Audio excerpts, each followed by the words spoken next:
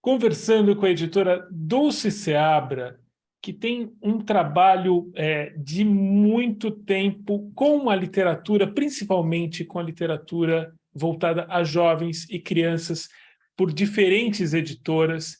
Eu vi a Dulce trabalhando e é um ensinamento isso. Eu vou tentar trazer um pouquinho desse prazer que é conversar com esta adoradora de livros e uma pessoa que faz livros de muita qualidade. Dulce, obrigado pelo papo. Obrigada eu pelas palavras, muito simpático. Você escolheu um livro ou você não conseguiu escolher um livro apenas? Eu não me ative a um livro, porque eu quero fazer a ponte de um livro para outro. Quero fazer uma brincadeira aí, um trajeto. Você pode tudo. Então, eu fui lá para trás, bem lá para trás, quando ainda não tinha internet. Nossa, quando é isso? Então, 1835. Eu não lembro quando não tinha... anos. Olha, nós tínhamos uma equipe muito bacana, fazíamos um trabalho muito sério e veio um desafio de trabalhar com os clássicos, que as pessoas podem dizer, de novo os clássicos, aquela leitura obrigatória. Mas aí veio uma pegada de nós fazermos, primeiro assim, aqui é um livro, aqui é outro, né? Então, de ponta cabeça, já era divertido, eram vários livros, né? Por qual editora foi, Dulce? Scipione. Tá. Eu trabalhei 9 anos na Scipione. E aí, esses textos têm um grande problema de leitura, assim, para os jovens, que tem coisas lá que não faz sentido, né? Ou porque as palavras já não fazem parte do cotidiano, do vocabulário, ou porque fazem referência a coisas que também não faz parte da cultura, né? Então ficava difícil. E a gente falou, olha, vamos fazer era um projeto assim grande e tal, notas ao texto, e nós tínhamos pessoas muito cultas, estavam no Rio de Janeiro, né, o Francisco Assis Barbosa, Manuel da Cunha Pereira, que já tinham nos dado o suporte para fazer dicionário e tudo mais, e fora o Gladson, que era especialista, inglês especialista em Lima Barreto, etc., e fora as outras pessoas todas, né? O Nicolau Shevchenko, que era casado com a minha chefe, etc. E ali as pessoas tinham a maior boa vontade de nos dar apoio, fora que a gente ia muito para a biblioteca, Mário de Andrade, né? Tudo biblioteca, comprávamos livros, até peguei um assim que restou, porque muitos eu fui dando, né? Então, isso aqui é um Memórias de Brás Cubas, e nós mandávamos umas relíquias uns para os outros, punhamos no correio, digo uns para os outros, os consultores lá do Rio de Janeiro, né? Esse aqui, 46, né?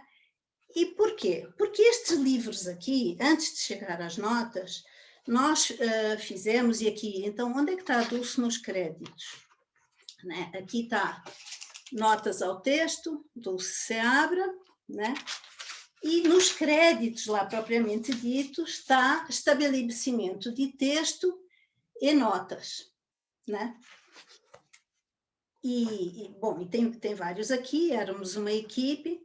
Estabelecimento de texto é assim, não é que você pega uma edição confiável e você fala, pronto, eu vou fazer igual e eu publico. Não. Nós, na verdade, tínhamos 5, 6 edições, confrontávamos o texto, era um trabalho demorado, e depois tinha algumas diferenças que nós levantávamos, olha, nesta está isto, nesta está aquilo, mandávamos para o consultor, resolvia coisas por telefone, coisas por carta, é que eu não dá para guardar todas as cartas, mas era assim, um acervo muito bacana que a gente foi construindo e montando o trabalho assim. Por exemplo, aqui um texto, né? O livro de Casimiro de Abreu caiu-lhe na alma como uma revelação, tal. Havia a semelhança de começarem ambos sendo caixeiros de uma casa de negócio da roça. Assim como assim, Casimiro de Abreu? Aí a nota de rodapé, né? Quando Casimiro de Abreu tinha 13 anos, Seu pai, que era um comerciante português, tirou-o do colégio onde ele estudava para trabalhar em seu estabelecimento comercial. Sabe? Então, cada descoberta que a gente fazia, cada nota que a gente fazia, era uma empolgação que a gente tinha matado a charada, sabe? Porque isso numa época muita gente saberia, mas hoje cada vez se sabe menos, né? Porque vai ficando no tempo, né? Essa edição, por exemplo, que está na sua mão desse livro, é de quando? Deixa eu ver aqui. Ah, sim, ainda tinha o encarte, que éramos nós que Os fazíamos. encartes. Esse aqui é o Mandarim de Essa de Queiroz, 94. É o típico paradidático. É o que a gente chama de paradidático. Eu trabalhava justamente no departamento de paradidáticos, né? Então, por exemplo, aqui tem um pequeno trecho em que fala assim: olhei para baixo, tal, fixei aqui ali inconscientemente algumas cuias de senhoras, alguns metais. Anota, cuia, no caso, parte do penteado das senhoras, formado por cabelos postiços juntos e enrolados em uma almofada colocada sobre a nuca. Dulce, hoje em dia, a gente, qualquer coisa nesse sentido, a gente vai primeiro para o Google. É a primeira Exatamente. coisa. Só que não tinha o Google. Não tinha. E talvez nem a enciclopédia britânica te desse essa resposta. Nós tentávamos. Na biblioteca da editora tinha Britânia, Mirador, tentávamos isso. Íamos, e depois íamos para... É um começo. Foi uma escola de pesquisa também, eu imagino. Sim, e como tinha pessoas, tinha historiadores com quem a gente trocava também, e pessoas da literatura, mas pessoas assim, não maços, mas que eram tão abertos, eram tão disponíveis. Acho que eu senti uma alegria, hoje eu entendo, eu acho que eu senti uma alegria tão grande que alguém estava fazendo esse tipo de trabalho, que eles não cobravam por isso. Claro que eles cobravam pela consultoria para determinados projetos, mas se você ligasse e falasse assim, nossa, essa frase aqui... Não, isso aí está se referindo àquelas cantoras do rádio que na década de 30 fizeram sucesso, que eram duas irmãs. Eles vinham com aquilo, sabe, assim, e tinham prazer em nos falar. Eu imagino que tem dois desafios aí que foram alcançados, né? Foram vencidos, que a informação verificada que foi alcançada, vocês tinham como ter uma fonte confiável, ou fontes confiáveis, e daí passar de uma forma, dar uma forma textual agradável, simples, acessível para essa informação, né? Porque não era uma coleção que estivesse sendo feita para estudiosos da área e tal, era para jovens. Então, você não podia fazer uma coisa chata também. Por outro lado, às vezes, você ia a um ponto, você tinha quase certeza, mas você não podia afirmar. Então, a redação era muito cuidadosa, né? Supõe-se que seja uma referência a... sabe, assim, conforme tal, né? Nós tínhamos também uma outra coleção, você vê que eu não paro numa só, que era, lembra da Ática, do nosso querido amigo Giro, para gostar de ler? Sim, claro. A irmã da Ática era a Scipione e nós tínhamos a palavra é. Então, a palavra é mãe, a palavra é escola, eram antologias também, né? E aí, era engraçado porque, por exemplo, do Otto Lara Rezende, né? Não é tão antigo, né? Não sei se, acho que na época talvez eu fosse vivo, não sei. Então, assim, resistiu à tempestade que sacudiu portas e janelas, transformou a casa num navio que naufragava. Santa Bárbara e São Jerônimo tinham nos abandonado à nossa própria sorte. Aí, anota, Santa Bárbara, padroeira das trovoadas, São Jerônimo, padroeiro dos relâmpagos. Pronto, dá a chave para entrar no texto. Do estudante, mas se dá um achego ali, assim, que você fala, olha que interessante, né? Eu separei aqui, mas esses eu não identifiquei, mas tem Sísifo, que fica levando a pedra eternamente, tem coisas assim que são simpáticas e dá vontade de saber mais, sabe? Então, era um grande prazer que a gente tinha, por exemplo, Prometeu, né? Então, essa dor infinita e resignada, essa dor desamparada, tarará, é mais dolorosa do que a do mito imortal de Prometeu. Aí anota. Na mitologia grega, Titã, que após formar os homens com o limo da terra, roubou o fogo do céu para os animar. Como castigo, foi acorrentado no cimo do Cáucaso, onde uma águia lhe devorava o fígado, que se regenerava sem cessar. Sabe? Mas para você chegar nessa notinha de 4 linhazinhas, o percurso, mas era delicioso, sabe assim? Eram vitórias e era viciante. Então, assim, por que eu trago uma coisa que, enfim, olha, antes da internet? Ah, legal, olha, ela se virar, olha, foi interessante. Mas é que é assim, isso aqui eram notas de rodapé, em determinada época, nos anos 90, e que foi bem acolhido e tudo mais. E conforme o tempo avança, você pode fazer o mesmo tipo de trabalho com projetos gráficos diferentes. Por exemplo, uma coleção na SM, aqui eu trabalhei também. A Alice Vieira é uma autora, ela é viva, é portuguesa, e é muito, muito bacana os textos dela e tal, e contos, então, contos e lendas de Macau, né? Eu fui convidada para preparar, e esta coleção lá da SM, Cantos do Mundo, elas faziam um adendo aqui atrás sobre, por exemplo, no caso, sobre Macau. Então, ele é um livro todo ilustrado originalmente em Portugal, acho que o ilustrador é francês. Aqui no Brasil, a SM pediu um adendo para falar sobre Macau, encomendou para alguém, e para mim, à medida que eu fui preparando o texto, dúvidas era com a autora e tudo mais, aí tinha as notas ao texto. E as notas ao texto, o que eles fizeram? Quem ilustrou esse adendo todo aqui foi a Lúcia Iratsuka. Então, eles fizeram uma coisa gostosa, sabe? Então, você pode pôr o calendário chinês, o que é a flor de lótus, festas e comemorações, por exemplo, aqui assim, no terceiro conto, o menino faz bolos de arroz. Então, tudo isso, lá está a ilustração da Lúcia. Essas notas ao texto virou um adendo, as festividades dos barcos dragão, né? A festa de Cunhã, que aparece também, essas explicações gostosas, sabe, que nem parecem notas, né? E isso aqui é um outro caminho para uma coisa, um plus que você dá, né? No caso é com o autor vivo e tudo mais, mas você está não só inserindo contos que são de outro país, justifica por isso, né? Pela distância, e você está ampliando o que você está oferecendo para o leitor. E saindo daqui do livro, o que a gente hoje mexe muito? O digital, né?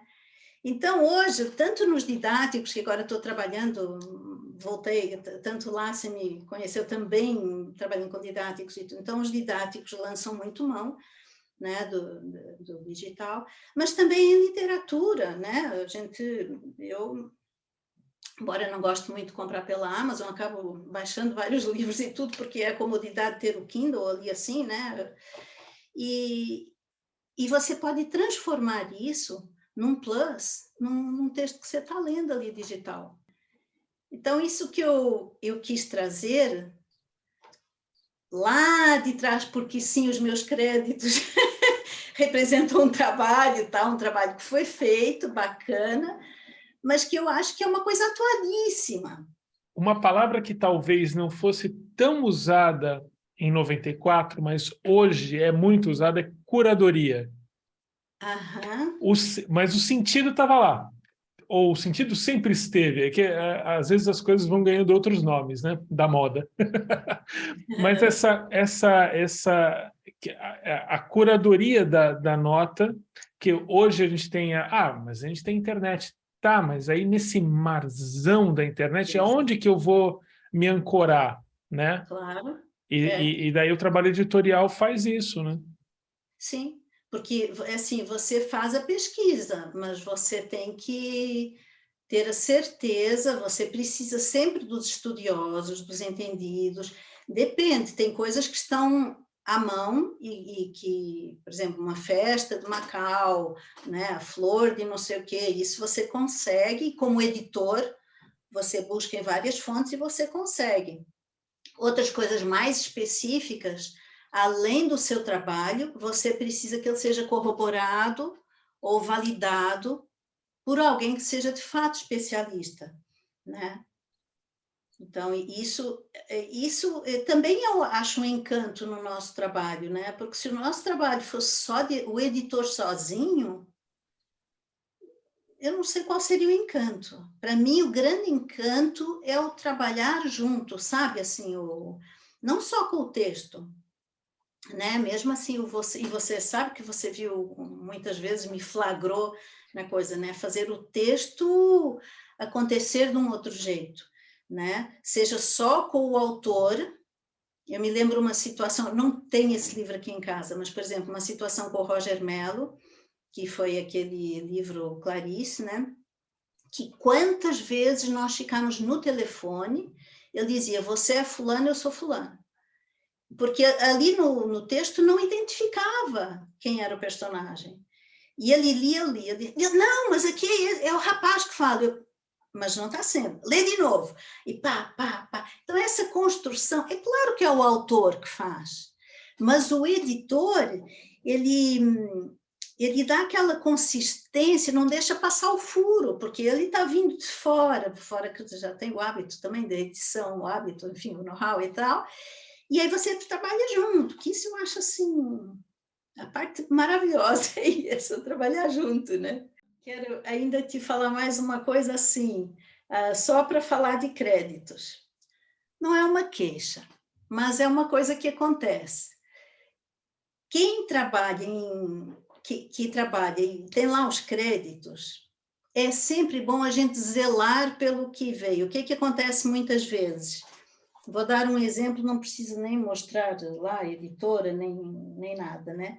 Então, por exemplo, neste livro aparecem os meus créditos. Eu fiz um baita de um trabalho. Mudou o projeto gráfico, mesma coleção. Tchau, Dulce. Por quê? Não é maldade, não é mau trabalho, não é nada. Muda o projeto gráfico, muda as páginas iniciais. Mudou as páginas iniciais, a diretoria outra já muda os créditos, entendeu? Dicionário, um dicionário que foi feito em tal editora, foi adquirido por outra editora, entendeu? E a Então, história vai se assim, apagando, né? Porque mas além dos créditos também é, se encaixa aí.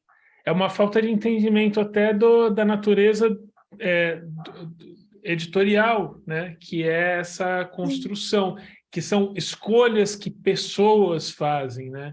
E essas escolhas Exatamente. têm uma série de linhas de força, enfim, não é um nome que está ali à toa só para dizer parabéns ou dar um tapinha nas costas, pelo contrário, É esse o ponto, André, porque assim, uma coisa são cargos burocráticos, administrativos, são cargos. Outro é o editor que trouxe o autor para casa, né? É o cara que fez as notas. E isso aí, quer queira, quer não, é um pouco a alma por exemplo, este aqui dos Lusíadas é uma adaptação do Rubem Braga, com o sobrinho dele, nossa. né? O grande trabalho nem foi meu, eu entrei na preparação, a edição não foi minha, entrei na etapa seguinte. Mas e o que tem de história, né? Então, eu acho bacana, não entra como uma reclamação, porque eu sei exatamente como as coisas acontecem, mas é só para dizer o quanto tem por trás dos créditos.